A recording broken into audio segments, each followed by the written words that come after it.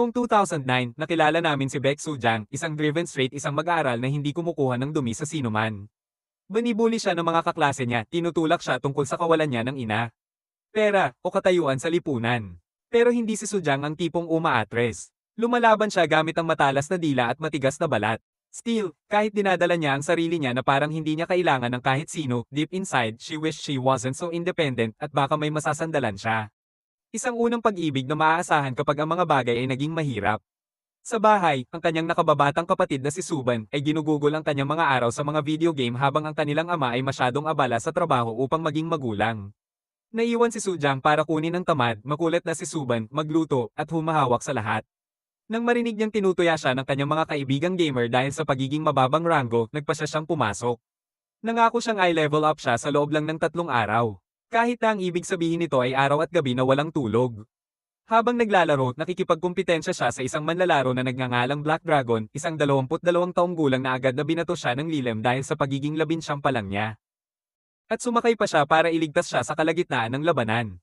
At sa isang lugar sa kaguluhan, nakakakuha siya ng damdamin.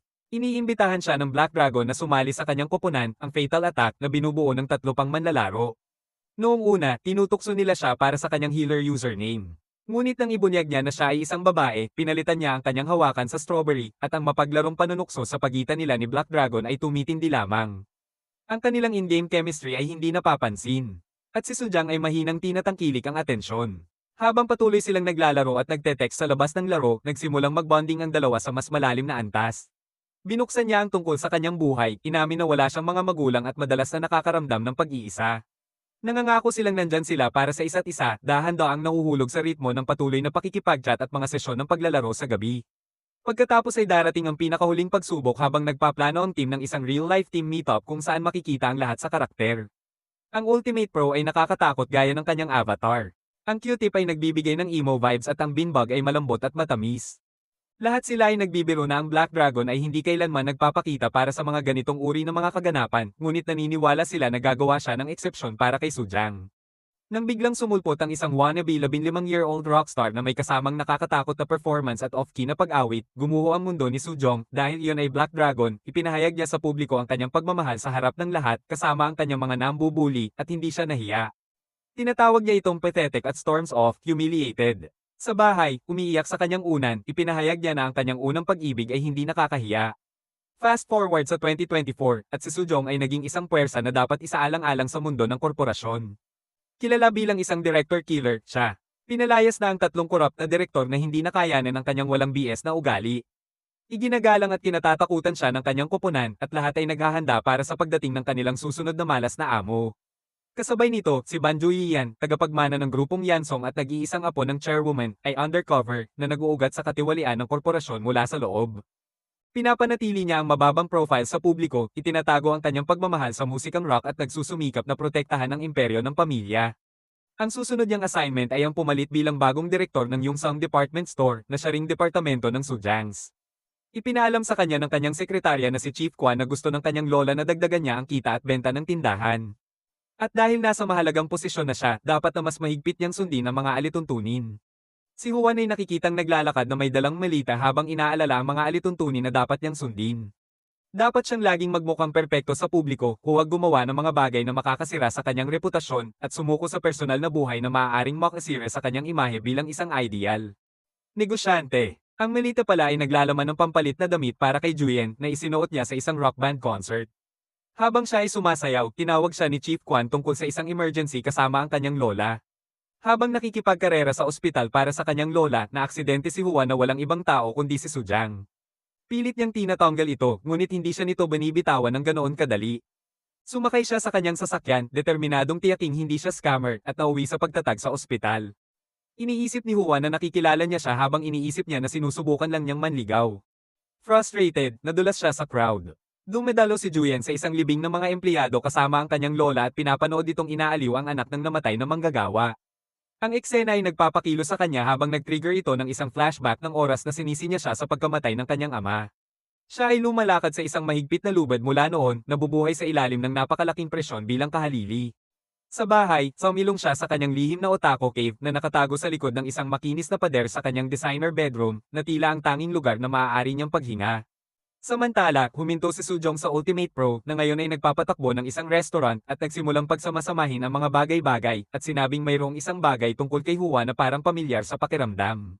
Ang paraan ng pagsasalita niya at ang paraan ng pagkilos niya.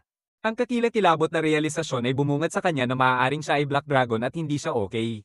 Kinabukasan sa punong tanggapan, narinig ni Julian ang boses ni Sojang na umaalingaw sa mga bulwagan, nagrereklamo tungkol sa lahat mula sa mga walang kakayahan na driver hanggang sa masamang pagkain sa cafeteria. Malinaw na pinagsasama-sama niya ang mga bagay sa tuwing nawawala ang isang direktor. At sa pagkakataong ito, desidido na siyang makisama sa bagong lalaki. Samantala, si Julian ay tahimik na nagmamasid sa lahat at nagtatala kung paano pagpapabuti ng departamento. At Chief hanga si Kwan sa kanyang inisyatiba. Dumaan si Julian upang makita ang kanyang kaibigan, chief designer na si Kim Shinan, isang kaibig-ibig na gulo at isang serial flirt. Pinipigilan siya ni Julian sa haba ng mga braso at binalaan siya na umiwas sa mga romansa sa opisina, pagkatapos ay tumakbo ng hindi sinasadyang nadungisan ni Shinua ng kanyang shirt. Maya-maya pa, pumasok si Julian sa bago niyang opisina. Itinulak ng team si Sujong batiin siya at nagpasya siyang maglaro ng Colt gawin ang buong bagay sa politika sa opisina. Ngunit nang pumasok siya, nakita niyang nagpalit siya ng mid-shirt at nag-freeze. Isang napakalaking tato na dragon ang nakaunat sa kanyang likod at bumagsak ang kanyang panga. Ito ang hit and run na lalaki, ngunit nagmamadaling tinakpan ni Julian ang kanyang bibig, pinigilan siya bago pa niya masabi ang kanyang napagtanto. Si Julian ay nagbibihis sa kanyang opisina at nahuli lamang ni Sujang na pumapasok sa kalagitnaan ng pagbabago. Ang awkward na moment, lalo na't napagtanto niyang hindi lang siya ang killer na direktor, kundi pati na rin ang babaeng aksidente niyang nabangga ng kanyang sasakyan. Ang masaklap pa, parang sisigaw na siya. Kaya, mabilis niyang tinakpan ang bibig niya at pinalabas siya, iginiit na kalimutan na nila ang lahat ng nangyari. Gayunpaman, ang pinsala ay tapos na, at siya sa isip ay nagbibigay sa kanya ng isang strike at nagpa siya na kailangan niyang bantayan siya. Maya-maya, lumabas si Julian para kumuha ng chocolate latte dahil matamis ang kanyang ngipin, ngunit hindi niya maaaring ipagsapalaran ng sinuman na makakita sa kanya na magpakasawa. Si Sujong ay nagpakita at sinubukang bilhin ito para sa kanya. Ngunit siya ay nataranta at nagbolts. Hindi nagtagal, nakipag-away siya sa isang maliit na bata dahil sa isang limitadong edisyon na laruan para lamang makasalubong muli si Sujang, malinaw na hindi niya araw. Nag-aatubili, binigay niya ang laruan sa bata habang nanonood si Sujong ng may kasiyahan. Sinimulan ni Hua na makita si Sujong bilang isang banta sa pag-aakalang marami siyang alam. Sa pagitan ng hit and run, ang tato, at ang lihim ng kanyang rock club, nakaupo siya sa tatlo sa kanyang pinakamalaking kahinaan. Pinalutan niya ang ideya ng pagpapaalis sa kanya, ngunit agad na pinasara iyon ni Chief Kwan. Kaya sa halip, nagpa siya si Hua na gawin siyang kaawa-awa at mag-isa siyang mag-iwas. Sa susunod na pagpupulong, siya ay lumapit sa kanya ng husto, nitpicking lahat ng kanyang sinasabi. Ngunit pinananatiling cool ni Sujang at pumalakpak pabalik ng hindi pinagpapawisan. Ang kanyang senior, gayunpaman, ay hindi gaanong humanga at pinagalitan niya siya dahil sa labis na pagsasalita at karaniwang tinatawag siyang aso para sa pagtatrabaho ng mas mahirap kaysa sa iba. Gayunpaman, tumanggi si Sujang na maglaro ng maliit kahit na malinaw na napagod siya sa walang tigil na pag-atake ng kanyang amo at ng kanyang mga kasamahan. Samantala, inimbitahan ni Julian si Shin Woo-won na maghukay ng dumi kay Sujang sa pamamagitan ng team. Ngunit si Shin Woo-won ay may sariling mga problema, lalo na ang isang possessive na kasintahan na nagseselos kung siya ay humihinga malapit sa ibang babae. Isang malandi na waitress ang nag-trigger sa kanyang selos at hiniling niya na maghanap sila ng bagong lugar na makakainan.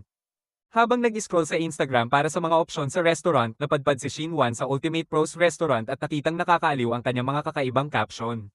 Nang maglaon, nagpakita si Woo-won sa isang hapunan ng koponan at hinamon si Sujong sa isang labanan sa pag-inom. Pinababayaan sila ng iba pang team sa pag-aakalang magiging maayos sila. Sa panahon ng kanilang Boostfield Showdown, ipinalagay ni Sujong na kinamumuhian siya ni Julian dahil sa pagiging workaholic. Ngunit ginulat niya siya sa pamamagitan ng pag-amin na talagang iginagalang niya ang kanyang pagmamadali at nakikita niya lamang siya bilang hindi matatag. Isang ticking time bomb. Lasing na lasing siya kaya humingi siya ng chocolate milk. Si Sujang, kalahating nalilibang at kalahating nalilito, ay binili ito para sa kanya at pinauwi siya sa isang taxi. Pag-uwi niya, nakita niyang nagtatrabaho pa rin ang kanyang ama at sinubukan niyang pigilan siya, ngunit tumanggi ito at sinabing maaari pa rin siyang magtrabaho bago siya tumanda. Kinaumagahan, nahihiya si Julian sa pagkatalo kay Sujang at nakitang lasing. Nag-check-in ang kanyang lola at ipinaalala sa kanya na hindi niya kayang manggulo. Isang flashback ang nagpapakita kung gaano siya kabrutal noong minsang binaygo siya nito noong bata pa siya. Literal na sinunog niya ang isang bagay na mahal niya. Sinisikap siya ni Chief Kwan na tiyakin na sinasabing hindi siya mukhang lasing at makukuha niya ang pag-aproba nito sa lalong madaling panahon. Bumalik sa HQ, umiikot ang bulong-bulungan. Pinag-uusapan ng lahat kung paano nalampasan ni Sujong ang bagong direktor. Asar ni Julian. Ang kanyang imahe ay nasa shambles at kapag narinig niya ang chismis, siya lashes out, minamaliit siya sa harap ng koponan. Sa wakas ay pamitik si Sujong at hinamon siya na tanggalin siya kung talagang galit siya sa kanya. Hinayla siya ni Chief Kwon sa isang tabi at binalaan siyang palamigin bago siya tuluyang maiulat. Samantala, isang teammate na nagngangalang Yang ang nagtips kay Sujang na nagsasabi na si Juyen ay talagang tagapagmana ng kanilang kumpanya. Dahil sa inis sa pag-ikot ng mga bagay-bagay, nakipag-ugnayan si Juyen kay Shinuan para sa dumi, ngunit ang nalaman lang niya ay si Sujang ay napakasipag. Sa kabilang banda, nagpa siya si Sujang na oras na para mangolekta ng sarili niyang pang-blackmail. Sinusundan niya si Juyen pagkatapos ng trabaho at nahanap siya sa Rockman Studio, isang nakatagong rock club. Kung saan siya ay mukhang tunay na masaya tulad ng ibang tao. Kumuha siya ng litrato at ipinadala sa kanya. Ilang sandali pa, nagpakita si Jian sa kanyang kinaroroonan, galit na galit at basang-basa sa pawis. Ang tingin ng papa niya ay nagde-date sila pero puro negosyo si Jian. Ibinigay niya sa kanya ang isang kontrata upang tanggalin ang larawan at bilang kapalit ay ginagarantiyahan niya ang kanyang seguridad sa trabaho hanggat pumapayag itong pumunta sa kanyang beck and call. She signed without hesitation though she's curious kung bakit niya kinukulit ang pangalan niya. Gayunpaman, masyado siyang abala sa pagdiriwang ng kanyang bagong nahanap na kaligtasan sa trabaho para alagaan, ngunit hindi nagtagal ang pagdiriwang. Sineseryoso ni Juan ang kontrata habang patuloy siyang tinatawagan at kinakaladkad siya kung saan-saan sa kadahilanang wala siyang tiwala sa kanya at kailangan siyang subaybayan ng mabuti. Nawalan ito ng kakayahan kaya isinama pa niya ito sa pamimili na pinipilit itong panoorin siyang sumubok ng mga damit. Kapag medyo matagal siyang tumitingin sa isa, nagpa siya itong isuot ito at umarkila rin ng katugmang damit para sa kanya. Lahat para sa isang formal na kaganapan sa gabing iyon. Sa panig ni Shinuan, nagpakita siya sa restaurant ng Ultimate Pro, halos masagasaan lang ng isang siklista. Madali siyang iniligtas ng Ultimate Pro at nabigla siya sa lakas nito. Nagpakita ang kanyang kasintahan at agad siyang inakusahan ng pagdaraya para lamang sa pagngiti. Pagod na sa drama, nakipaghiwalay siya sa kanya at tinanggap niya ito ng mahina, umaasang mas magiging masaya siya nang wala siya. Kapag nagtataka siya kung nakikita siya ng Ultimate Pro bilang isang manloloko, ipinagkibit-balikat niya ito, sinabing ang mga taong manloloko lang ang manloloko. Bumalik sa pangunahing duo, dumalo sina Sujong at Juan sa isang marangyang party na puno ng mga tagapagmana ng Chaebol. Nakita ni Juyan ang ilang matandang bully mula sa kanyang piling grupo na nanunuya sa kanya dahil sa pagiging masyadong mahigpit at pagkakaroon ng nakakatakot na lola. Tinutuya nila siya, tinatanong kung may girlfriend pa ba siya. Samantala, sinusubukan lang ni Sujang na maghanap ng pagkain. Napagkamalan siya ng isang random na lalaking chibol bilang isang call girl at sinubukang ipilit ang sarili sa kanya. Pinipigilan niya at itinaas nito ang kamay para sampailan siya, ngunit sakto namang lumitaw si Juyen. Inihagis niya ang lalaki sa pool at hinawakan ang kamay ni Sujong. Tapos sa lahat ng nanunood, babe ang tawag niya sa kanya. Matapos tawagan si Sujong na babe, si Juyen ay agad na nag-backpedals na nagpapanggap na kausap niya ang lalaki na nagsasabing, yeah, sure, bro. Kaya atubili siyang dinala ni Juan sa isang cafe. Naabala siya ng isang kaibig-ibig na stuffed toy giveaway at palihim niyang sinasang-ayunan ang panlasa niya noon. Pagpapauwi sa kanya, bumalik sa kanyang lugar, maingat na inalis ni Sujang ang mamahaling damit at inayos ang pagkawala ng kuryente tulad ng isang profesional. Isa pala siyang lisensyadong elektrisyan at ginawa ito para lang matulungan ang kanyang ama. Paggalang. Samantala, sa restaurant, binibigyan ni Shin Wan si Hojin, aka Ultimate Pro, ng crash course sa pag-promote ng kanyang negosyo online. Ang kanilang mga kamay ay nagsisipilyo, lumilipad ang mga spark at bago mo ito namalayan, nakakabit na sila. Kinaumagahan, isinara niya ang kanyang alok na makipagkita sa kanyang mga magulang. Nang maglaon, inihaw siya ng kanyang sariling mga magulang dahil sa pagtigil sa kanyang trabaho para sa pag-ibig. Nagpakasal siya sa kanyang high school sweetheart, niloko, diborsyado, at ngayon ay nagpapatakbo ng isang bagsak na restaurant. Sa trabaho, si Jian ay ang kanyang karaniwang masungit na sarili, nitpikang tungkol sa damit na hindi tuyo. Kahit na medyo nagustuhan niya ang hitsura nito. Ngunit sa panahon ng isang pagpupulong, sila ay hindi inaasahang nag-vibe, parehong mga iniisip, parehong mga ideya, at ang koponan ay nayanig. Pumunta sila scouting sa isang department store para sa kanilang rebranding project at napadpad sa isang lalaki na nagtantrum sa sirang salaming pang-araw. Papagalitan siya ni Juyen, ngunit ginagawa ni Sujong ang kakayahan ng kanyang mga tao at pinapakalma siya. Ang lalaki pala ay Juwan's paboritong rock singer. Si Sujong ay nagpanggap na ang autograph at selfie ay para sa kanya at si Juyen ay tahimik hinawakan. Lalo siyang humanga nang sabihin nitong hindi niya dapat ikahiya ang kanyang mga libangan. Kalaunan ay sinabi ni Jian kay Kwan na hindi na niya ito tatanggalin at sinabi naman ni Sujong sa team na isa siyang desenteng boss. Nang gabing iyon, naabutan niya itong nagtatrabaho ng gabi at sinabihan siyang umuwi, syempre, nang walang pakundangan, ngunit pinuri ito sa pamamagitan ng pagsasabi sa kanya na panatilihin ang damit dahil maganda ito. Nang maglaon, sinusubukan niyang itago ang autograph ng rockstar sa kanyang lihim na nerd den nang magpakita si Shin Wan na may mga problema sa pagkain at pag-ibig. Tinanong niya si Juyen tungkol sa tadhana na nag-trigger ng ilang heartbreak trauma na hugis strawberry. Binalaan siya ni Juyen na huwag umibig at itinataboy kapag inaasar. Bumisita si Juan sa bagong tindahan ng kanyang kapatid na si Hodge Inns, ngunit naabala siya ng abiso sa paghahatid ng kanyang bagong collectible. Umalingaw sa kanyang isipan ang mga salita ni Sujong at talagang ngumiti siya. Sa Sulo Restaurant, nakatanggap si Hodgin ng napakagandang sorpresa mula sa Black Dragon na kinabibilangan ng mga bulaklak, isang robot, at isang ice sculpture. Nalaman ito ni Sujang at nagalit dahil nalaman din niya na si Hodgin ay palihim pa ring naglalaro ng mga online games kasama si Juyen.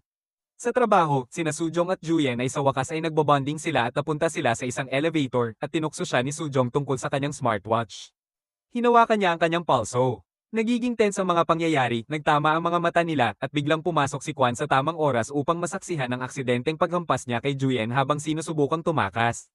Nakita nila ang isang limitadong edisyon na pink na laruan at si Juan ay nataranta dahil mayroon siyang katulad sa bahay. Nagmamadali siyang umuwi para kumpirmahin kung sa kanya iyon at nalaman niyang nawawala rin ang laruan niya sa pwesto nito.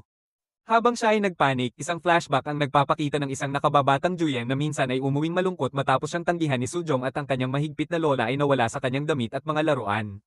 Sinisi niya ang kanyang mga libangan sa pagkamatay ng kanyang anak at sinunog ang lahat kabilang ang isang larwang regalo ng kanyang mga magulang. Sa kasalukuyan, nakita niyang ligtas pa rin ang laruan sa bahay, isang malaking krisis ang naiwasan. Ngunit sa opisina, narinig niya ang mga biro ng koponan tungkol sa misteryosong lalaki na nawala ng laruan at nagalit si Juan.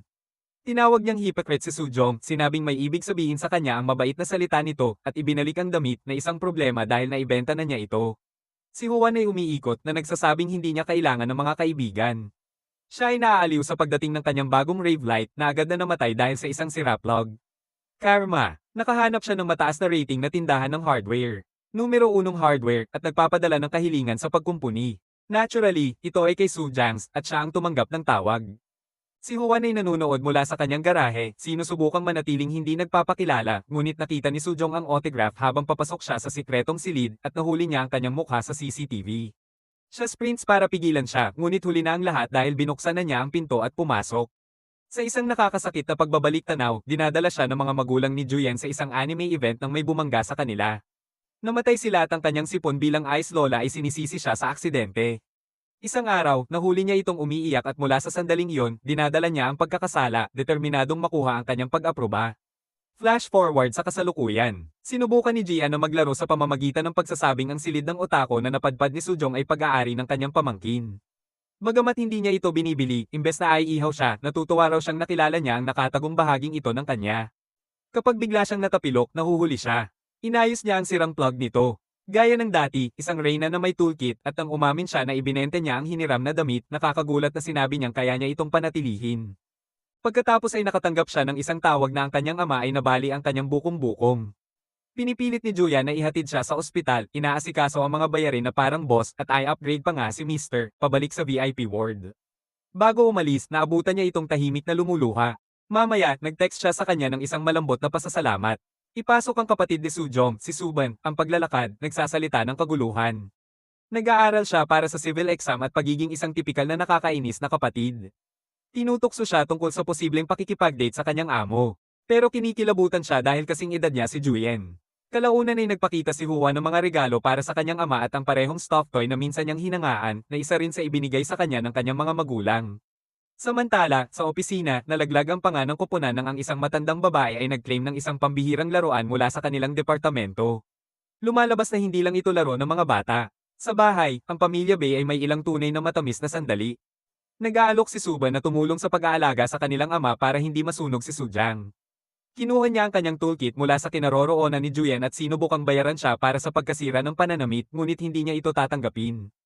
Sa sandaling iyon, ang kanyang sasakyan ay sumuko sa buhay. Sinabihan siya ni Juan na ayusin ito, nag-aalala na baka maaksidente siya. Habang naghihintay, nagkwentuhan sila tungkol sa mama niya. Sinabi niya sa kanya na maghanap ng iba pang mga mekanismo ng pagkaya tulad ng paglalaro.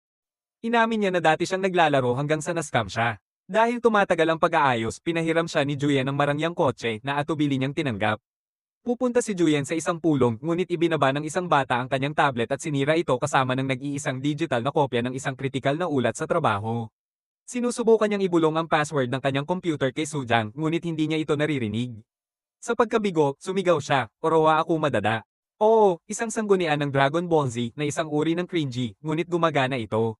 At ang pagpupulong ay naging maayos na kahit ang kanyang lola ay nagbibigay sa kanya ng mga props ng walang ngiti, syempre. Sa ibang lugar, dumaan si Shinuan sa restaurant ni Sulo Hojan at hindi mapigil ang isipin siya. Ipinutok niya ang kanyang shot at niyaya siyang lumabas, ngunit tumawa siya at tinanggihan siya, ang kanyang unang pagtanggi. Samantala, hindi mapigilan ni Sujang ang paghajejek tungkol sa pagsisigaw ng mga password ng anime ni Julian. Weirdo ang tawag sa kanya ng kapatid niya pero wala siyang pakialam. Sa trabaho, nag-aalok siya ng Julian Chocolate Milk, ang kanyang comfort drink, at sa wakas ay inamin niya na medyo maganda na may nakakaalam ng kanyang sikreto. Naaalala niyang sinabi sa Black Dragon ang parehong bagay. Kinagabihan, nakasalubong ni Julian si Hajin. Flashback to 2014. Humihingi siya ng tawad sa kanya bago tumungo sa US na nagsasabing hindi na sila muling magkikita, ngunit kinukumbinsi niya itong manatili sa paminsan-minsang mga online na laban. Back in the now, iniiwasan niyang makita siyang kasama nito at pinaupo siya ng hiwalay sa isang restaurant. Nag-uusap sila sa pamamagitan ng telepono at hindi niya maintindihan kung bakit napakadrama niya. Sinasabi lang niya na huwag siyang i-acknowledge in public. Tapos dips. Ilang sandali pa, pumasok si Sujang at nakipag-chat kay Hajin. Lumalabas na wala siyang ideya na ang direktor niya ay ang itim na dragon. Naramdaman ni Hajin ang isang bagay at nagtanong kung si Sujang ay nahuhulog sa kanyang amo. Nang maglaon, nag-post si Hajin ng larawan ng kanyang bagong ulam at agad itong nagustuhan ni Shinuan. Pagkatapos ay pinutol namin ang kanyang pamilya. Ang kanyang mga magulang ay kasuklam-suklam sa pag-ibig at siya ay nagtataka kung paano siya naging single. Bumalik sa opisina, tumindi ang tensyon habang pampublikong hinahamon ni Sujong si Juyen sa kanyang desisyon na pumili ng mga bagsak na brand para sa kanilang rebranding project. Ang iba ay tinatanggap lamang ang kanyang paghatol. Ngunit sa isang plot twist, ito ay isang pagsubok at si Sujang lang ang nakapasa. Still, she's pissed, especially after the whole Black Dragon gulo. Kaya nagpa siya si Juan na pasayahin siya bilang pasasalamat sa gatas ng tsokolate at kinaladkad siya sa isang arcade. Yung ganap na kaguluhan habang sila ay magka-head-to-head sa bawat laro na posible. Sa kalagitnaan ng kasiyahan, tumawag si Hajin at nag-imbita sa kanila sa hapunan nang malaman niyang kasama ni Sujang ang kanyang amo. Habang papunta doon, natanggal ang mga sintas ng sapatos ni Sujong. Lumuhad si Juyen para tulungan siyang itali ang mga ito at nagtama ang mga mata nila na lumikha ng malaking tensyon. Biglang tinawagan ni Hajin si Sujang at sinabihan siyang huwag sumama dahil dumating na ang Black Dragon na ikinagulat ni Sujang. Nasulyapan pala ni Hajin sina Juyen at Sujong sa labas mismo ng kanyang restaurant. Natarante siya at binalaan si Sujong na hinawakan si Juyen at kinaladkad. Siya sa isang eskinita upang magtago. Si Hajin ay nalilito sa una, ngunit ang lahat ay nag-click dahil naiintindihan na niya ngayon na ang boss ni Sujong ay Black Dragon. Habang nagtatago, sinabi ni Sujong kay Juyen na ang kanyang unang pag-ibig, ang scammer, ay bumalik sa bayan. Sa gitna ng kanyang panik, bigla niyang napapansin kung gaano kitigas ang dibdib nito. At si Juan, bilang Juyen, ay naggagatas ng sandali para sa mga papuri. Naghihintay siya sa kanya sa hintuan ng boss at bago siya umalis, binibigyan siya nito ng larwang na panalunan niya sa arcade. Isang knock-off na toge tulad ng minsang ibinigay sa kanya ng kanyang mga magulang. Nagrereklamo siya tungkol sa pagiging peke nito, ngunit tumangging ibalik ito. Kinabukasan, sinubukan ni Hajin na i-decode kung ano ang nangyayari sa pagitan ni Sujong at Gian. Inamin ni Sujong na si Juan ay naging medyo desente sa kabila ng kanyang kakilakilabot na unang impresyon. Ngunit nang tanungin tungkol sa Black Dragon, tumanggi siyang maniwala na maaaring nagbago siya. Maya-maya, nakita ni Hajin si Shinuan na nakikipag-hangout kay Juan at agad siyang hinayla. Nakikita natin ang flashback nung unang ipinakilala ni Shinuan si Juyen sa paglalaro. Si Juyen ay isang matamis at nakakatawang lalaki noon, ngunit pagkatapos na tanggihan ni Sujong noon, tuluyan na siyang huminahon. Sa kasalukuyan, ina-update ni Hajin si Shinwan sa buong gulo. Pareho nilang napagtanto na kung mahuhulog sina Juyen at Sujong sa isa't isa at matuklasan ang katotohanan, ito ay ganap na kapahamakan. Samantala, si Sujang ay todong ngiti nang makita ang kanyang peking toga eni habang inilalagay ni Juyen ang knock-off sa tabi mismo ng orihinal. Ngunit ngayon ay oras na para sa operasyon. Break na sila. Habang sinusubukan ni Shinwan na makipaghiwalay sa duo sa trabaho sa pamamagitan ng pagmumungkahi kay Sojangs na maging isang kasamahan, umaasa siyang hindi na magde-date si Jian sa patakaran ng opisina, ngunit ito ay lubos na nag-backfire dahil si Jian ay nagde-daydream lang tungkol kay Sojang na talagang gusto siya. Samantala, si Hajin ay nagsimulang mag-alok ng libreng pagkain sa kanyang restaurant para sa mga single na lalaki lamang. Umaasang makuha si Sujong, isang bagong love interest, sa sahig. Nadulas si Nana at sinabi kay Sujang na si Shinwan ay nagtatanong tungkol sa kanya.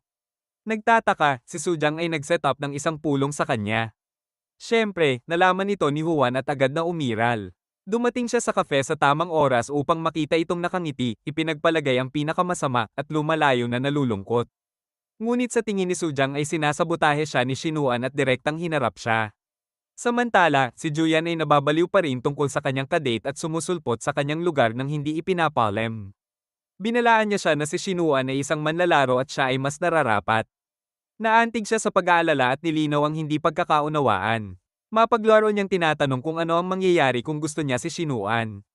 Naguguluhan si Julian ngunit inamin niyang hindi siya magiging cool dito at iyon ang nagpapaisip sa kanya.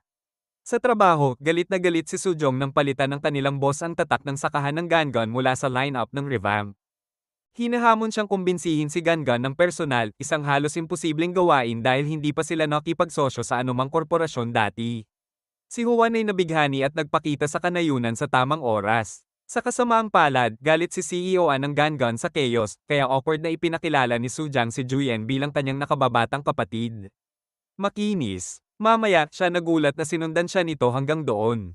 Minsan sinasabi niya na malungkot na ibigay ang lahat ngunit maalat siya tungkol sa pamagat ng kapatid. Sinabi niya na ang pagtawag sa kanya ng kanyang kasintahan ay magiging mas kakaiba na uri ng pagtapon sa kanya.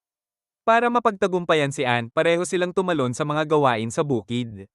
Nadulas si Sujang habang nagtatalo at sinubukan siyang iligtas ni Juan pero pareho silang nababad sa labangan.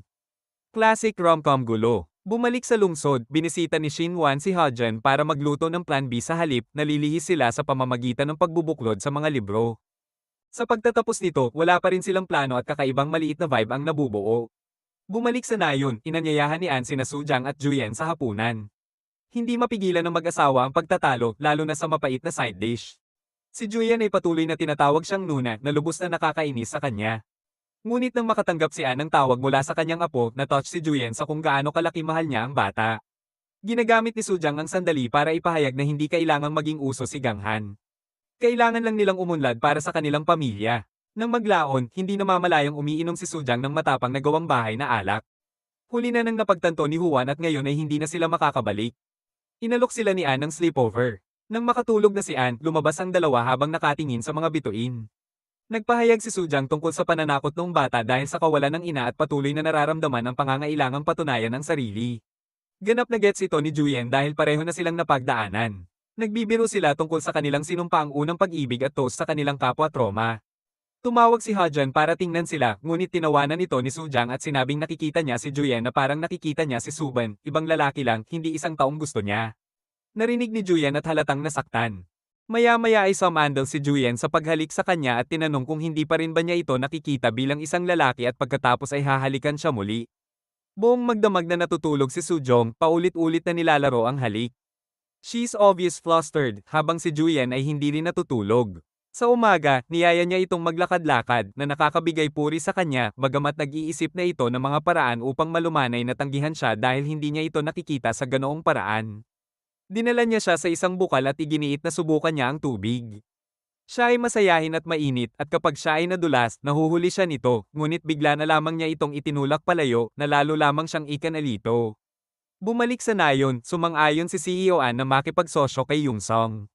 Lumalabas na isiniwalat ni Juyen ang kanyang tunay na pagkatao ng pribado para makuha ang kanyang tiwala. Ipinangako niya ang pamumuhunan ni Yung Song sa mga proyekto ng ospital at infrastruktura ni Gonghan. Malaking galaw. Habang nagmamaneho pa uwi, pinasalamatan niya si Sujong para sa kanyang pagsisikap at tinanong kung maaari niyang i-play ang kanyang playlist. Habang sumasabay siya, tumahimik siya, naiinis na nagpapanggap siya na parang hindi nangyari ang halik. Sa sandaling dumating sila, sa wakas ay dinala niya ito, ngunit tinalikuran niya ito, sinabing ito ay isang pagkakamali. Nakakabaliw yon at pumalakpak siya na hindi pa rin niya ito nakitang lalaki at bumabagyo sa loob ngunit hindi niya ito maalis at tinawag pa niya ito sa kalagitnaan ng gabi. Lumalabas na wala siyang memorya sa halik at sa tingin niya ang pagkakamali ay ang paglalasing nila at pagtanggal nito sa kanya para sa isang tawag sa telepono. She is stunned and he's low-key offended that she said he's not manly. Kinabukasan, full makeover mode siya, sinusubukang magbukhang lalaki, humihingi ng tips kay Kwan dahil mas bata ang asawa niya. Agad siyang naghinala na may nangyari sa Ganghan at tumakbo si Juan bago pa siya makapaghukay ng mas malalim. Sa trabaho, lahat siya ay nasa espasyo ni Sujang, pinipili siya at tinatrato ang kanyang buong team sa isang marangyang buffet. Ang babaeng superior ay sumisinghot ng drama at iminumungkahi ni Snidely na si Sujang ay natutulog sa taas. Sumagot si Sujong na hindi niya nakikita si Julian ng romantiko. At syempre, narinig na naman niya ang lahat. Ang masama pa nito, tumawag kaagad si Hajan para sabihin kay Sujong ang tungkol sa abogadong kinakasama niya. Narinig din iyon ni Juan. Strike 3. Samantala, naghulog ng bomba si Kwan. Sa wakas ay kinilala na ng kanyang lola si Julian bilang kanyang apo. Plano niyang ipaalam ito sa publiko. Ngunit mayroong isang catch. Inaasahan niyang magiging katulad din ito ng kanyang yumaong anak. Lahat kay Yong. Sinabi pa ni Kwan sa kanya na walang buhay si Juan sa labas ng trabaho. Sinimulan niyang isipin ang lahat ng matamis niyang sandali kasama si Sujang at binansagan silang isang pag-aaksaya ng oras. Sinasabi niya sa kanyang sarili na huwag guluhin ang pambihirang shot na ito sa legacy. Bumalik sa trabaho, ipinaliwanag ni Sujang ang kanyang emosyonal na gulo sa isang hypothetical kay Junso. Nakikita niya ito at sinabing tiyak na gusto ng lalaki ang babae, ngunit nagpapanggap lang siyang nakakalimutan ng halik dahil sa takot na ma-reject. Napangiti si Sujang sa ideya na si Julian ay natatakot, ngunit pagkatapos ay tinawag niya siya para lamang bigyan siya ng bonus para sa deal sa ganghan. Walang mga damdamin, negosyo lamang, at hindi siya napahanga. Sa bahay, nakita niya ang romance manga na ipinahiram niya sa kanya at bumagyo upang harapin siya. Pero bago kumatok, nagde-daydream siya tungkol sa kanya na nagtatanong kung nagustuhan niya ang halik. Nagpanik siya tapos binuksan niya talaga ang pinto. Siya lashes out sa kanyang trash manga lasa, sinabi na siya ay magiging single magpakailanman, at pagkatapos ay blurts out na siya ay sumasang-ayon sa Hodgins blind date. Nagdiwang sina Hodgin at Shinuan na parang nanalo lang sa loto. Nakatambay pa rin si Shinuan sa restaurant, umaasang mahuhulog sa kanya si Hodgin, ngunit hindi. Habang papalabas si Shinuan, nakasalubong niya si Yeonhee, ang kanyang dating puno ng panghihinayang. Diretso niyang sinasabi sa kanya na kapag tapos na siya. At tinatamaan siya na ganoon din ang para kay Hodgin at oras na para bumitaw. Nakilala ni Sujang ang kanyang blind date na si Jiwo, ngunit hindi niya maiwasang isipin si Juan. Samantala, hindi rin maiwasan ni Juan ang pag-iisip tungkol sa kanya. Parehong nagsisimulang kumilos ng malamig at awkward sa trabaho. Kinagabihan, dumalo si Juyen sa isang seremonya kasama ang lola. Dumating si Jiwo para kunin ang mood tank ni Sujang at Jian. Kahit kailan nanalo siya ng Philanthropy Award, hindi niya nararamdaman. Ang tagapagmana ni Graham, ang kilabot na nanligaw kay Sujang, ay naroon at naghagis ng lilem. Lumapit ang lola ni Juyen upang linawin na nagsasabing hindi opisyal na kahalili niya si Juyen at tanging ang pinakamabisang tagapagmana lamang ang makakakuha ng titulong iyon. Gayunpaman, pinupuri niya ang kanyang pag-unlad at sinabing handa na siyang ipaalam sa publiko ang kanilang relasyon. Sinubukan ni Gurungay na kutsain siya sa ibang pagkakataon, ngunit si Juan ay naghagis ng champagne sa kanyang mukha na parang amo na nagpapaalala sa kanya kung sino talaga ang nagpapatakbo ng mga bagay. Samantala, sina Sujong at Jiwo ay pumunta sa pangalawang date. Pumunta sila kay Yong para mamili. At habang ang pang-aakit ni GS ay masakit na cheesy, napapansin niyang medyo nakakatawa ito. Nagtampo si Juan sa isang konsyerto hanggang sa marinig niyang binanggit ng isang batang babae ang klasikong linya, hindi ko siya nakikita bilang isang lalaki. Ito ay nag-jog sa kanyang memorya at bigla niyang naalala ang halik at siya ay nanginginig. Si Juan ay nagpakita sa tindahan sa kanyang konsyerto fit, kinaladkad si Sujang sa isang fitting room at sinabi na siya ang kanyang unang halik. At habang umiinit ang mga bagay, sinubukan ng isang empleyado na buksan ang pinto. Mukhang halata na si Sujong ay malinaw na hindi pa tapos kay Juan kahit na siya ay nasa pangalawang date kasama si Jiwo. Tinawag siya ni Juyan na mid-ate, tinanong kung nasaan siya, at pagkatapos ay talagang sumulpot na nakasuot pa rin ng konsyerto sa sandaling sinusubukan ni Jiwo ang mga damit. Nang walang babala, kinaladkad ni Juan si Sujong sa isang silid palitan at dinala ang halik. Mabilis na nagiging awkward ang mga bagay kapag sinubukan ng isang clerk ng tindahan na buksan ang pinto at natarante si Sujong. Nagmamadaling lumabas at sinasabing inaayos lang niya ang kanyang sando. Pagkatapos ay nagdudulot siya ng distraction para makalusot si Juyen. Naguguluhan at nalulula, tinanggihan ni Sujang si Jiwo. Pagkatapos niyang umalis, humingi ng paumanhin si Juyen sa kanyang paglimot sa halik, ngunit nilinaw niyang hindi niya ito pinagsisisihan na naging dahilan upang mapailing si Sujong. Noon lang, tumawag si Hajin na nagbibigay sa kanya ng dahilan para mag-bolt. Ngunit noong gabing iyon, hindi mapigilan ni Sujang na isipin si Juyan. Siya ay natigilan na siya ay nakakakuha ng damdamin para sa isang taong napaka-quirky at bata. Si Juan ay iniisip din siya. Nagpapadala pa siya ng sweet text. Ngumiti siya, pagkatapos ay iniwan siya sa pulang sipon. Samantala, si Hajan at ang kanyang mga magulang ay nalilito kung bakit itinapon ni Sujong si Jiwo. Ang nanay ni Hajan ay patuloy na nangungulit sa kanya na makipag-date at si Hajan ay hindi sinasadyang tumagas na maaaring mayroon siyang nararamdaman para sa isang tao. Bumalik sa trabaho, malinaw na hinahanap ni Juyan si Sujang, ngunit aktibong iniiwasan niya ito. Nagsimula pa siyang magsulat ng listahan ng mga kalamangan at kahinaan tungkol sa pakikipag-date sa kanya. Spoiler, ang kanyang mga kahinaan ay mga bagay tulad ng kanyang dragon tattoo at ang kanyang pagkahumaling sa paglalaro.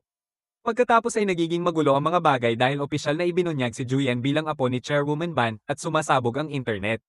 Lahat ng tao sa opisina ay humanga. Pati si Mr. Magmakaawa. Ang katotohanan ay tinamaan si Sujang na siya ay isang regular na empleyado lamang at siya ang tagapagmana ni Yung Song at siya ay nagtanggal ng kanyang listahan. Nang tuluyan siyang ma-corner ni Juyen, binigyan niya siya ng isang brutal na reality check na sinasabing siya ay kanyang kampan at kung sila ay mahuli, siya ang matatanggal sa trabaho. Hindi niya ito gusto, ngunit alam niyang tama siya. Sa ibang lugar, sinuan hindi ko maiwasang isipin si Hajin. Sinubukan siya ng kanyang kaibigan na makipag-date sa Sulo. Ngunit tumanggi siya dahil ayaw niyang maging hindi komportable si Hajin. Naging low-key pala ang pagmamasid sa kanya mula sa malayo. Namimiss din siya ni Hajin. Samantala, si Kwan ay tuwang-tuwa tungkol sa malaking pagsisiwalat ni Juyen sa pag-aakalang ito ay nagpapalapit sa kanya sa pagiging tagapagmana.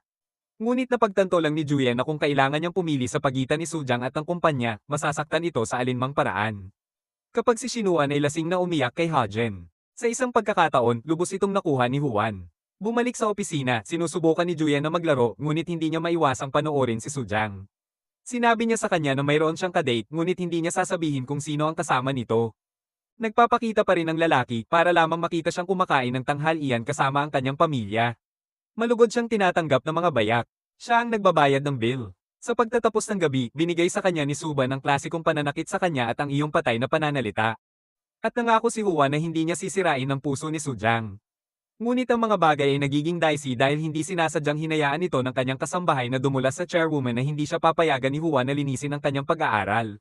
Sa kainahinala, nagpa siya ang tagapangulo na bigyan siya ng isang sorpresang pagbisita. Samantala, pinagalitan ni Sujong si Juyen dahil sa pag-crash nito sa kanyang tanghalian at inamin niya na natatakot siya sa matinding nararamdaman niya para sa kanya. Maya-maya lang, nagpakita si Kwan sa gulat. Papunta na ang chairwoman. Lahat, kasama sina Shin Wan at Hajin, ay nag-aagawan para pigilan siya, ngunit hindi ito sapat. Si Huan at Sujang ay walang oras upang itago ang lahat. Umiwas siya ng tingin habang sinasagot niya ang pinto. Hindi binibili ng chairwoman ang kanyang maayos na setup ng pag-aaral hanggang sa makakita siya ng isang madiskarteng nakatanim na larawan ng pamilya. Hook, linya, at sinker. Nag-flip out siya, nagrants tungkol sa kung paano walang karapatang mamis ni Huan ang kanyang anak, ang kanyang ama, sinisisi siya sa pagkamatay nito, at sinira ang larawan. Bago umalis, inutusan niya si Kwan na bantayan siya ng malapitan. Pagkatapos niyang mawala, tumulong si Sujang na maglinis at ikinwento ni Juyen kung paanong ang kanyang mga libangan ang tanging natitirang kagalakan sa kanyang buhay at kung paanong lahat ng minahal niya ay kailangang maging lihim maliban sa kanya.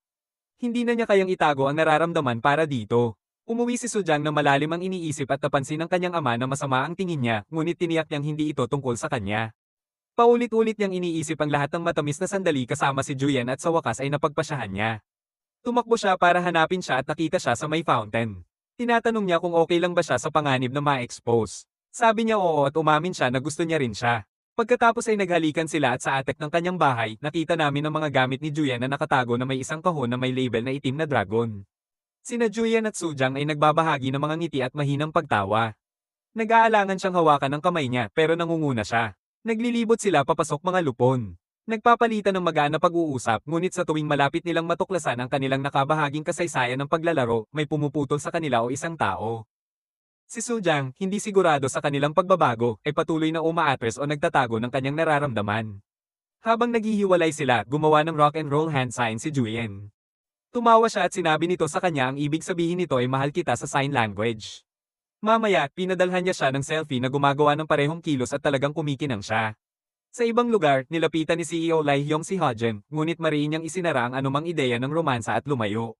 Kasabay nito, inalis ni Shinuan ang Hajin's account bago pumunta sa isang class reunion. Ang ilan sa mga babaeng kaklase ay nagchichismis tungkol sa ex ni Hajin at kapag nagpakita siya, kalmado niyang tinitiyak na ayos lang siya. Sa iisang paaralan pala sila ni Shinuan at napunta sila sa rooftop para maiwasan ng maingay ng mga tao. Doon, binuksan ni Hajin ang tungkol sa kanyang ex kung paano niya naisip na kilala niya ito ng tuluyan, ngunit niloko niya ito pagkatapos nilang ikasal. Sinabi sa kanya ni Shinhwa na palagi siyang tapat at alam na niyang nakita niya siya sa sulo. Tahimik na binabantayan siya. Tinatanong niya kung gusto niyang matulog. Kanya, sinasabi lang niya kung magde-date sila. Hinahalikan niya ito at mapaglarong sinabi sa kanya na kakailanganin nilang magsimulang makipag-date. Sa katapusan ng linggo, dumaan si Julian sa lugar ni Sujang, ngunit nakita sila ni Mr. Beck at hinayla siya papasok sa loob na may mahinang dahilan. Mas lumalala ang mga bagay kapag nagpakita si Suban. Patuloy niyang binabato ng shade si Julian na nalilito. Kapag wala na siya, pinagalitan ni Suban si Sujong dahil sa pagiging reckless niya sa kanyang buhay pag-ibig, kahit na iniisip niya si Chairwoman Ban na binuhusan siya ng tubig at pera sa totoong K-drama style. Pinalis ito ni Sujong, ngunit naantig siya nang aminin niyang siya lang ayoko siyang masaktan. Nang maglaon, habang naghihintay ng pulong, tinanong ni Juan si Kwan kung bakit niya ito tinulungan, ngunit tinanggihan niya ito, sa halip ay sinabi sa kanya na siya ang pinakaangkop na humalili sa chairwoman na si Ban, ngunit tahimik siyang binalaan na huminto sa paggawa ng mga pagkakamali. Samantala, tinanong ni Shinuan si Hajan kung bakit nagbago ang isip niya tungkol sa kanila, at sinabi niyang hindi niya gusto ang mga bagay na komplikado. Gusto nila ang isa't isa, masaya sila, at sapat na iyon, na sinasang-ayunan niya. Ang Lunes ay ang unang araw ng pag-navigate ni Sujang at Juans bilang mag-asawa. Tuwing muntik na silang mahuli, nagtatakip siya sa pamamagitan ng pagsigaw sa kanya sa harap ng iba. Nagtatampo ito sa kanya at sinisikap niyang makabawi sa kanya. Walang kamalay-malay na dinagdag ni Deputy Yang ang drama sa pamamagitan ng pagdaldal tungkol sa mga blind date ni Sujong at ang kanyang kagustuhan sa mga mature na lalaki at si Juan ay gumanti sa pamamagitan ng pagtatalaga sa kanya ng tungkulin sa paggutay-gutay. Nang gabing iyon, natigilan si Sujang nang malaman na nagde-date sina Haljin at Shinuan.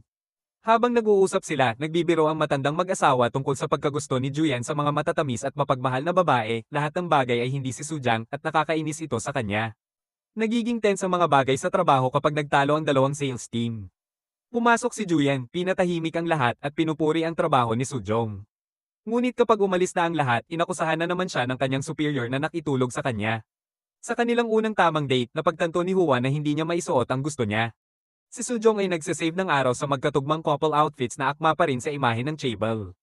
Nais niyang hindi niya kailangang itago ang kanilang relasyon, ngunit ayos lang sa kanya. Gayunpaman, nagbabago ang kanyang kalooban kapag nagpatugtog siya ng isang kanta na minsan nilang ibinahagi noong mga araw ng kanilang paglalaro. Sinabi niya sa kanya at nagseselos siya na ang kanyang unang pag-ibig ay nananatili pa rin sa kanyang isip. Tinatawanan niya ito, ngunit hinihimok siya nito na pakawalan ang nakaraan at gawing kanila ang kanta. Mamaya ay bumubulusok si Juyen sa kanilang soft launch ng mga larawan, ngunit mabilis na naglaho ang kanyang kagalakan nang lumitaw si Shinuan at napagtantong si Sujong ang misteryosong kasintahan. Nang maglaon, nakipagpunyagi si Sujong sa isang kliyente para lang makitang si Juyen na ang nakahawak nito. Siya ay humanga at tinutokso siya nito. Nahuli siya ni Kwan na namumula habang umaalis at naghinala kung gaano katagal ang kanilang ulat. Naganap ang pagpupulong. Sinabi ni Shinan kay Hojin ang tungkol kay Juyen at Sujang. Nabigla siya, ngunit ayaw niyang sirain ito dahil mukhang tunay silang masaya at umaasa lang siyang hindi na nila mabubunyag ang buong katotohanan. Nang maglaon ng gabing iyon, hiniling ni Juyen kay Sujong na maghanap ng isang lumang manga bilang isang dahilan upang bisitahin. Ngumisi siya at sinisilip ang mga kahon na nakatago sa kanyang atek. Pero nag-iiba ang mood pagdating niya dahil halatang galit siya. Hinawakan niya ang isang kwintas at tinanong kung siya ay Black Dragon at ito rin ang suot niya nung nag-propose siya sa kanya 15 taon na ang nakakaraan. Sa wakas ay ikinonekta ni Sujong at Juyen ang mga tuldok tungkol sa kanilang nakaraan sa paglalaro. Inabot niya sa kanya ang manga. Pagkatapos ay bumalik sa loob, nakaramdam ng labis. Nagbabalik tanaw kami sa isang nakababatang Sujang na binubuli para sa mga problemang pinansyal ng kanyang pamilya. At kapag nasaktan ng bully, sinisisi siya. At dinadala ni Mr. Beck ang pagkakasala. Ngunit pinili ni Sujang ang katatagan na nagpa siya na kailangan niyang maging matatag para sa kanyang pamilya. Sa kasalukuyan, napagtanto niya na hindi siya kailanman sumandal sa sinuman maliban sa Black Dragon. Samantala, sina Hajan at Shinwan, nang hindi nalalaman sa parehong wavelength, ay sinubukang ayusin ang mga bagay-bagay para maging malinis ang mag-asawa bago ang mga bagay-bagay lumala. Inamin ni Sujang na hindi siya galit sa pagiging middle schooler ni Juyen at ang kasinungalingan ng nakakasakit. Hindi siya sigurado kung kanino siya nahulog, ang tunay na 15 taong gulang o ang peking 22 taong gulang na siya ay nagpanggap. Sinubukan ni Shinuan na maging tagapamagitan, ngunit si Sujang ay naninindigan na nagsasabing hindi sila maaaring magpatuloy sa pakikipag-date.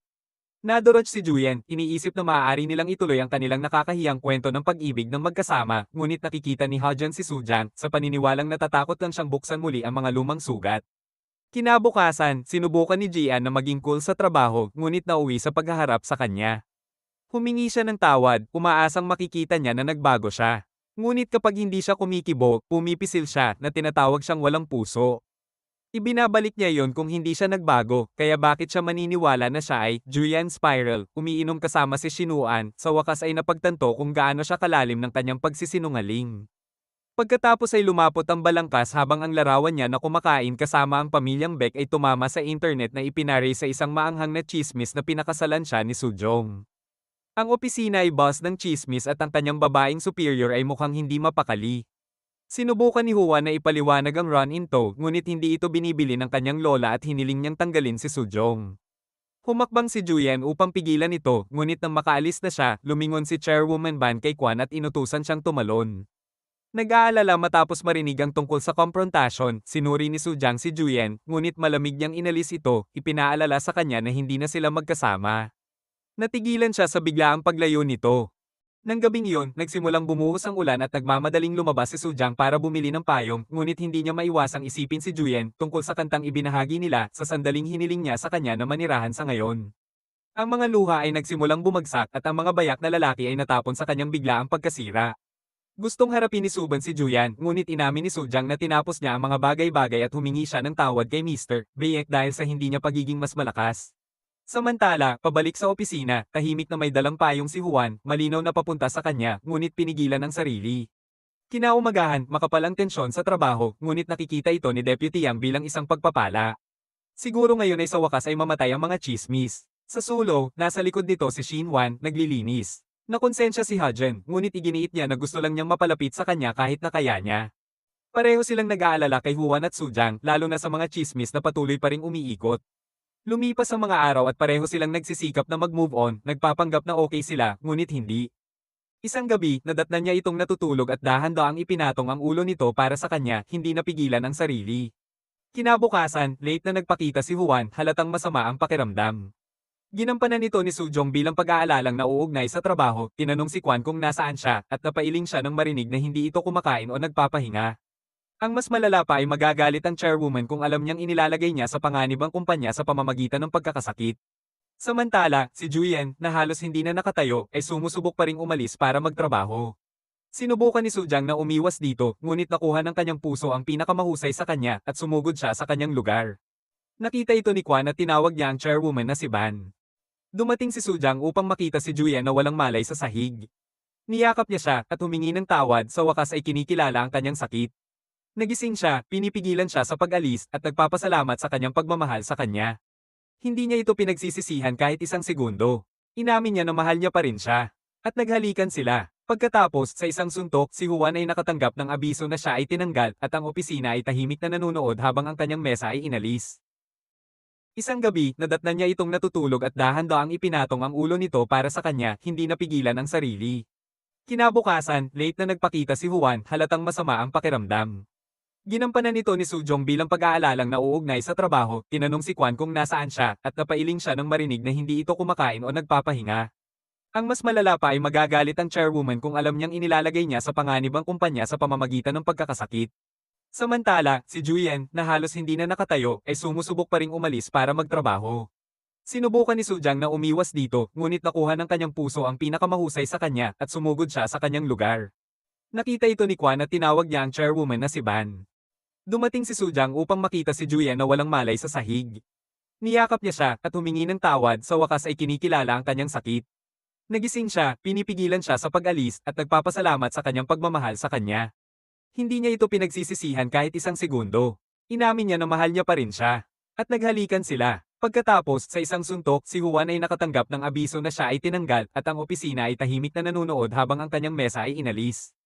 Hindi na nila kailangang itago. Gumawa sila ng mga plano sa pakikipag-date at pumayag pa si Sujang na pumunta sa isa sa kanyang mga konsyerto. Samantala, nag-aalala si Shinuan, ngunit natuwa siya nang marinig niyang kasama ni Juyen si Sujang. Nahuli siya ng kanyang ina na nakangiti at alaman niyang nakikipag-date siya. At sa isang twist, sinabi niya sa kanya na gusto niyang gugulin ang kanyang buhay kasama si Hajen. Nakilala ni Juyen si Kwan at natuto alam niya ang lahat, ngunit tumahimik upang protektahan ang kanyang kaligayahan. Naghiwalay sila ng maayos. Ngayong walang trabaho, tumambay siya sa lugar ni Sujong at tumakbo sa sububan. Sa isang pagkain, nag-away sila at nalaman ni Juyen na 2 beses lang umiyak si Sujong. Minsan para sa Black Dragon at minsan para sa kanya. Sa kagustuhang ayusin ang mga bagay-bagay, sinimulan ni Juyen na tulungan si Mr. Beck sa mga random na trabaho na ikinatawa niya. Nagbukas si Mr. Beck, nalulungkot na wala na siyang magagawa para kay Sujang. Nangako si Juyen na hindi na siya muling sasaktan. Sa panig ng korporasyon, ang chairwoman ay humirang ng bagong direktor, si Park Ji-cho, at tahimik na nag-utos na wakasan si Soo-jong. Sa bahay, si Julian ay nagluluto para sa mga bakes at sila ay hindi gaanong humanga. Nagtatalo ang mga lalaki kung sino ang matutulog sa tabi niya at ang tatlo ay nagkampo sa sala na parang mga kasama sa silid sa kolehiyo. Sa tingin ni Soo-jong ay kaibig-ibig ito at palihim na nag-text sa kanya na magkita sa attic. Siya flexes tungkol sa kanyang computer builds. Tinutokso niya siya at nagtapos sila ng gabi sa pagbabasa ng manga ng magkasama. Kinaumagahan, nakita siya ni Julian at tanumpa na hindi na siya muling iiyak. Nakangiti siyang umalis, ngunit ang mga bagay ay nagbabago. Si Soo-jang ay inilipat sa tech department. Siya ang nagmamay-ari nito, gayunpaman, lantarang inamin na nililigawan niya si Julian at inayos ang kanyang bagong trabaho. Ang kanyang dating superior nakakagulat.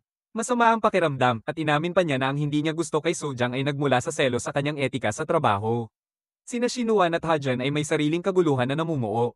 Nagbalik ang dating ni Hajun kasama si Mrs. Seo na umaasa sa muling pagkikita, ngunit natapon ni Hajun ang tsaa. Niloko niya. Sinubukan siyang hampasin ni Mrs. Seo, ngunit na-sprain ang kanyang pulso. Pinaalis ni Shina ng ex nang maglaon sa ospital, humingi ng paumanhin ang mga magulang ni Hajun sa pagsisi sa kanya at sinabi niyang nakikipag-date siya kay Shinwan. Agad na nagsisisi habang sinisimulan ng kanyang ina ang pagpaplano ng kasal. Samantala, nararamdaman ni Juan na may nangyayari kay Soo-jang kapag malabo siya sa kanyang araw. Sa wakas, hinarap siya ng chairwoman. Tumanggi si Soo-jang na umalis at sinabing karapat-dapat si Julian na bumalik. Sinabi niya sa chairwoman na walang kapalit na magtatrabaho ng kasing sipag o mamahalin ng kumpanya gaya ng kanyang apo. Sa kalaunan ay nahuli siya ni Juan na nakasuot ng uniforme ng technician at halatang nagagalit na tinitiis niya ang lahat ng ito para sa kanya. Ngunit isinara iyon ni Soo-jang pababa. Ginagawa niya ito para sa sarili niya at dahil mahal niya ito. Nang gabing iyon, ibinaba ni Shinuan ang isang katawa-tawang halaga ng mga regalo sa Zulu. Nagramble siya tungkol sa seguridad at mga kamera na ginagawang hindi mapakali si Hajun. At sinabi niya sa kanya na itigil ang pag-aalala, ngunit tumanggi siya. Gusto niyang harapin ang lahat ng magkasama. Naglalakad siya palayo ng labis. Sa wakas, magsisimula na ang seremonya ng kasunduan sa negosyo ng renewal project. Tinawag ang chairwoman at si Juan ay pumasok na cool at composed. Muling ipinakilala ang sarili bilang bagong direktor. Sa pagpirma ng kasunduan sa negosyo sa lungsod ng Hana, natuklasan ni Julian na ang direktor na si Park Shik-hil ay hindi lamang makulimlim kundi konektado rin sa alkalde ng lungsod at hanggang tuhod sa pandaraya. Nagbanta si Juan na puputulan ng lahat maliban kung maglalaro ng bola si Lola. Pumayag siya ngunit itinapon ang isang kondisyon na dapat magtagumpay ang renewal project. Kung bumagsak ito, makukuha ni Soo-jang ang bot at kailangang kusang lumayo si Julian sa pamilya at sa kanyang mana. Walang pressure, di ba? Ngunit sina Juan at Soo-jang ay sumang-ayon na kumuha ng panganib at patunayan minsan at para sa lahat na siya ay karapat-dapat na maging tagapagmana. Bumalik sa trabaho, tuwang-tuwa ang team na makitang bumalik si Soo-jang. Si Juan ay halos kumikinang, ngunit hindi eksakto sa pagtatago ng kanyang pananabik. Lalong nagiging animated ang mga bagay kapag nalaman niyang magkakaroon ng pop-up event ng Pirate King sa muling pagbubukas. Sa tanghalian, ganap na sumengga ang lamig ni Juan. Hindi niya itinatago ang kanilang relasyon at isang maliit na PDA ang lumabas. Para pagtakpan ito, nagpanik siya at nauwi sa pagpapakain kay Deputy Yang na nahuli ng walang bantay. Ngunit hindi lahat ay natutuwa. Ang ilang katrabaho ay nagsimulang bumulong na ang buhay ni Soo-jong ay dapat na isang cakewalk ngayong nakikipag-date siya sa isang chibal. Sa una, pinipigilan niya ito, ngunit ang mga job ay unti-unting nagsisimulang sumakit. Nang maglaon, habang nagtatapos, pinasalamatan siya ni Julian sa pagpili sa Pirate King. Binuksan niya ang tungkol sa Towangi plushie, ang tanging natitira sa kanyang mga magulang. Biglang mas malaki ang ibig sabihin ng anime na yon. Sa ibang lugar, pinagmamasdan pa rin ni Shinuan si Hajun. She's also stuck in her own head, obviously missing him. Habang lumalakas ang pagpaplano, hinikayat ni Soo-jang si Julian na kumuha ng litrato kasama ang Pirate King creator. Sumama si Shinuan sa isang pulong at naabutan sila sa isa pang sandali ng PDA. Natutuwa siya kahit masakit ang panga niya. Si Juan ay nabigla dahil dito at tinutokso lang siya ni Shinuan. Maging si Chief Kwan ay nakikisaya, na ikinagulat ni Julian sa kanyang bastos na katatawanan. Mamaya sa hapunan kasama sina Hajin, Julian at Soo-jang ay nalilito. Hindi man lang alam ni Hajin ang kalagayan ni Shines. Malungkot niyang ibinalita ang tungkol sa breakup na sinasabing iniwan siya ng kanyang ex na masyadong wasak para magtiwala muli. Magiliw na sinabi sa kanya ni Soo-jang na ang pagnanais na magtiwala kay Shinan ay pag-ibig. Samantala, masyadong ipinipilit ni Juan ang sarili at napansin ni Soo-jang. Hinayaan ni Kwan na mawala siya na nakipag-deal siya kay Lola at galit na galit si Soo-jang, ngunit hindi ito pinagsisihan ni Juan. Alam niya kung gaano kasakit ang gustong makita siya at hindi niya hinayaang matanggal siya sa trabaho pagkatapos ng lahat ng ginawa niya. Bumalik kay Huden, ang mga salita tungkol sa pagtitiwala ay umaalingaw sa kanyang ulo. Maging ang mga customer ay nagtatanong tungkol kay Shinwan at nagkomento kung gaano siya kasweet sa kanya, ngunit hindi nagtatagal ang good vibes. Ang CEO na si Kimi Jang mula sa Big Forest Mall ay sumubok sa pagsisikap na i-recruit si Sujang. Nagbabala siya na gaano man kahirap si Sujang, palaging iisipin ng mga tao na ang kanyang tagumpay ay dahil lamang kay Juyen. May sariling gulo si Juyen. Sinusubukan niyang pigilan ng isang bata sa pagbangga sa isang taong may mainit na sabaw, ngunit ang bata ay nahulog at umiyak. Full drama mode ang parents niya. Nag-viral ang isang maginhawang pinutol na video na nagpapakita lamang ng taglagas. Ipahiwatig ang kultura ng pagkansela. Nagsisimulang mag-back out ang mga performer, sponsor, maging ang mga may akda ng Pirate King 3 araw bago ang muling pagbubukas. Sa lahat ng nasa linya, nagpatawag si Julian ng meeting at lumabas na ang Black Dragon talaga ang pinakamalaking sponsor ng Pirate King. Nakipagkita si Julian sa may akda na naantig sa kanyang tunay na pagmamahal sa serye at nagtanong kung pinagbawalan niya si Julian. Sa isang flashback, nakita natin na binisita na ni Sujang ang lumikha kanina at nagbigay ng parehong taos-pusong pananalita tungkol sa pagnanasa ni Julian at nag-iwan ito ng marka. Sa kasalukuyan, pinasasalamatan ni Juan si Sujang. Pakiramdam niya ay isang pasanin, palaging nangangailangan ng tulong nito at nagpapahirap sa kanyang buhay. Ngunit tiniyak ni Sujang sa kanya na sila ay isang koponan at sila ay nakasandal sa isa't isa. Nang gabing iyon, natuklasan ni Juan na si Park Ji-chil ang nasa likod ng kampanyang paninirang puri. Nakita rin niya ang isang tawag mula sa CEO na si Mi Jang sa telepono ni Sujang at pinaghihinalaan niya na hindi ito nagkataon. Sa wakas ay bumalik ang mga bagay habang ang may akda ng Pirate King ay pampublikong sumusuporta kay Juyen at pumayag pa siyang i-host ang kanyang unang fan signing sa Korea. Sa dentista, naging wisdom tooth ang pananakit ng panga ni Shinuan. Sa kanyang paglabas, nagpakita si Hajan at humingi siya ng paumanhin na nagsasabing gusto niya itong makasama, ngunit natatakot siya. Inamin ni Shinuan na gusto niya pa rin siya, ngunit nag-aalala na kapag lumagpas siya sa linya, itulak siya nito palayo. Malungkot siyang nagpasya na hindi sila gagana at umalis. Ang araw ng muling pagbubukas ay isang napakalaking hit. Pampublikong pagmamayari ni Juyen ang kanyang fandom at galit na galit si Lola. Ngunit sinabi niya sa kanya na tapos na siyang magtago. Kung ang proyekto ay matagumpay, ang tanging bagay na kailangan niyang gawin ngayon ay panatilihin si Sujong. Sa halip, maaari niyang paalisin siya. Sa labas, tinambangan ng mga mamamahayag si Sujang tungkol sa kanyang relasyon. Pumasok si Juan at pinagtanggol siya. Samantala, nakikita ni Jibek ang saklaw at lahat ng tao sa bahay ay nagsimulang panunukso kay Sujang sa pag-aakalang umakyat siya sa hagdan ng may pagmamahal. Nagpapanggap siyang okay siya, pero nakikita siya ng kanyang ama. Right on cue, Miji texts her, binuhusan pa ng asin ang sugat. Sa isang tahimik na date sa gabi, naramdaman ni Juan na may mali at sinabi sa kanya na malaya siyang lumayo kung ito ay sobra. Si Sujang ay nananatiling tahimik, ngunit ang katahimikang iyon ay maraming sinasabi. Si Julian ay hindi sinasadyang nakinig habang nag-uusap ang team tungkol sa kung paano sinusubukan ng Big Forest Mall na akitin si Sujang papunta sa kanilang branch sa US, ngunit ang mood ay naging maasim kapag ibinalita nila ang mga chismis na siya ay nauna sa pamamagitan ng pagtulog sa taas na malinaw na nagpapabigat sa kanya. Fast forward, sinabi ni Julian kay Sujong na dapat siyang pumunta sa Big Forest kung gusto niya.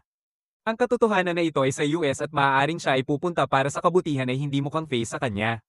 Naiintindihan ni Sujong na naiinis siya dahil umaarte siya na parang wala siyang pakialam. Sinimulan niyang ibigay sa kanya ang malamig na balikat at multo siya. Kinabukasan pagkatapos ng trabaho, si Shinuan ay nasa kanyang damdamin at si Julian ay nagbigay sa kanya ng ilang malupit na katapatan na tinawag si Hajan na matapang at si Shinuan ay isang duwag para sa pagpiyansa. Na napakasakit. Maya-maya, naiwan si Julian na nagkakamot ng ulo habang iniisip ni Deputy Yang kung may nagawa ba siyang mali. Nakipag-check-in si Julian kay Chief Kwan na binigyan siya ng verbal smackdown. Ipinaliwanag niya kung saan nanggaling si Sujang, ngunit lalo lang siyang nalilito nito. Naisip niya na sabay silang pumunta sa States. Pagkatapos ay spiral ang mga bagay. Inalertuhan siya ni Suba na dinala ni Sujong ang lahat ng kanyang Black Dragon box sa kanyang lugar.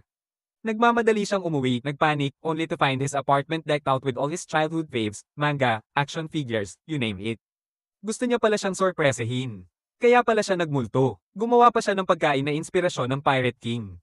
Kahit na pinaghalo niya ang asin at asukal, kinakain pa rin niya ito. Sa wakas, nag-usap sila at ibinagsak niya ang bomba na pinaplano niyang pumunta sa US kasama siya. Ngunit nagkaroon ng heart-to-heart si Sujang kay Hajan noong nakaraang gabi at nag-click ang mga bagay-bagay. Nagpasya siyang manatili. Hindi siya tumatakas dahil sa chismis, mayroon siyang mga taong mahal niya rito at mas magagandang bagay ang darating.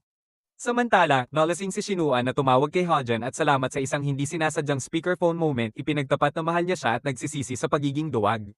Sumigaw siya pabalik na mahal niya rin siya na pinalakpakan ng mga customer sa kanyang restaurant na nagdulot ng higit na kahihiyan. Kinabukasan, pinasalamatan niya ito sa pagpapatawad sa kanya at lahat sila ay nakangiti. Sina Hwan at Sujong ay bumisita sa mga libingan ng kanilang pamilya at nagkaroon ng malambot taos-pusong sandali. Ibinahagi niya kung gaano siya natatakot noon na mahuli siya ng lola. Sa pagsasalita tungkol sa lola, nakatagpo siya kay Chief Kwan at nagreklamo na sinasayang ni Hwan ang kanyang potensyal. Ang pag-ibig, sabi niya, ay isang kahinaan. Mabilis itong pinatigil ni Kwan at sinabing ang pag-ibig ang nagpapalakas sa mga tao. Nakadaan na si Juyen sa impyerno at nananatili pa rin sa paligid. Sinabi niya kay Lola na angkinin ang kanyang kalungkutan at itigil ang paglalahad nito sa kanya. Samantala, may nag-leak ng tawag ni Shinwan at Hajin na naging viral at dinagsa ng mga customer ang kanyang restaurant. Sa ibang lugar, nagpakita si Lola sa kanyang lugar at kinilig sa mga pagbabago. Nakita niya ang isang larawan ng pamilya at sa wakas ay nabasag ang yelo sa paligid ng kanyang puso. Nang pumasok si Jian, sa wakas ay nagkapayapa na sila. Humihingi siya ng tawad. Nasasaktan at sinaktan niya ang maling tao. Gabi na, pero nagpapasalamat siya sa kanya dahil nandyan siya palagi. Bumisita si Sujang kay Juyen at bagamat nakakabagbag damdamin pa rin ang kanilang nakaraan sa paglalaro. Tinapos nila ang kanilang kontrata habang ipinapaliwanag niya na hindi na niya kailangang itago at hindi na niya kailangan ng seguridad sa trabaho. Nang maglaon, sa isang session sa karaoke ng team, may pumili ng Confession, ang lumang proposal song ni Juyen mula 15 taon na ang nakakaraan. Ngunit agad itong binago ni Sujang, nahiya. Nagtatampo ito kay Juyen at nilunod niya ang kanyang nararamdaman sa mga rock ballad. Tumawa siya at inamin na hindi masyadong masama ang teenager na si Juyen. Habang pauwi, narinig niya ang mga voice memo nito tungkol sa kanya at iniwan niya ang isa sa kanya na sinasabing cool din siya. Samantala, si Sujang ay nagpapatuloy sa isang maliit na paglalakbay ng pagtuklas sa sarili. Dahil sa inspirasyon ni Juyen, sinubukan niyang hanapin ang kanyang bagay, nagsimula sa manga, at pinatay si Midra, sinubukan ng pagpinta at pagniniting, na uwi sa inis. Para pasayahin siya, nag-organisa si Juyen ng group picnic, sa mga laro at kaguluhan sa kanayunan. Siya at si Sujang ay nahulog sa kanilang karaniwang kompetisyon. Sinabi ni Shinwan kay Hajin na kaya niyang panatilihin ang kanyang mga takot at hinala, ngunit sabay nilang buburahin ang mga ito. Pumayag siya at niyakap siya, tinatakan ng kanilang maliit na kasunduan. Kalaunan ay umalis si Shinwan kay Youngsong at nagpa siya na maging kasosyo sa negosyo ng mga Hajins. Si Hwan ay nahuhulog, ngunit mahal ni Shinwan ang buhay sa kusina. Si Mr. Beck ngayon ay isang lihim na shareholder ng Youngsong salamat sa ilang matalinong pagtitipid ay gustong harapin si Lola, ngunit hinampes niya ito ng paumanhin. Si Hwan ay sumali sa lupon, opisyal na tumuntong sa kanyang tungkulin. Mamaya, pupunta sila sa isang concert ng paboritong banda ni Juyen, ang Crackshot. Kinikilala sila ng lead singer mula sa tindahan ng sunglasses na ligaw. Sa pag-alis nila, inamin ni Sujong na tunay na masaya siya. Hindi naman siguro niya kailangan ng libangan, mga sandaling ganito lang. Si Sujong ay na-promote bilang pinuno ng seksyon, ngunit ang boss ng opisina ay nakakatakot na may higit pang mga chismis tungkol sa kanyang natutulog sa kanyang paraan. Sa wakas ay nagsalita ang isang babaeng superior, humingi ng paumanhin, at sinabing gusto niyang tumayo siya ng mas maaga tulad ng ginawa ni Sujang. Sa iba pang mga update, si Suban ay naging isang bumbero, at ang Bey ay nagdiwang. Pagkatapos ng date ng concert nila, hinanap ni Jian ang susi kwintas na tinanggihan niya lahat ng mga nakaraang taon. Habang papalabas, nakita nila ang isang mag-asawa sa high school na gumagawa ng isang pampublikong panukala. Nagtatawanan sila kung gaano sila kalaki. Sa pagkakataong ito, binigyan siya ni Juyen ng isang tunay na kwintas, isang diamante, at tinanggap niya. Ang serye ay nagsasara na may isang montage ng mga ito na ganap ng mga layunin ng mag-asawa. Sinasalamin ni Sujong na ang kapalaran ay anuman ang gawin nila at masaya siya na ang kanyang madilim na nakaraan ay humantong sa kanya sa pag-ibig. Kung nagustuhan mo ang recap na ito, pindutin ang like button. At mag-subscribe para sa higit pa. I-drop ang iyong mga saloobin sa mga komento sa ibaba at makita ka sa susunod.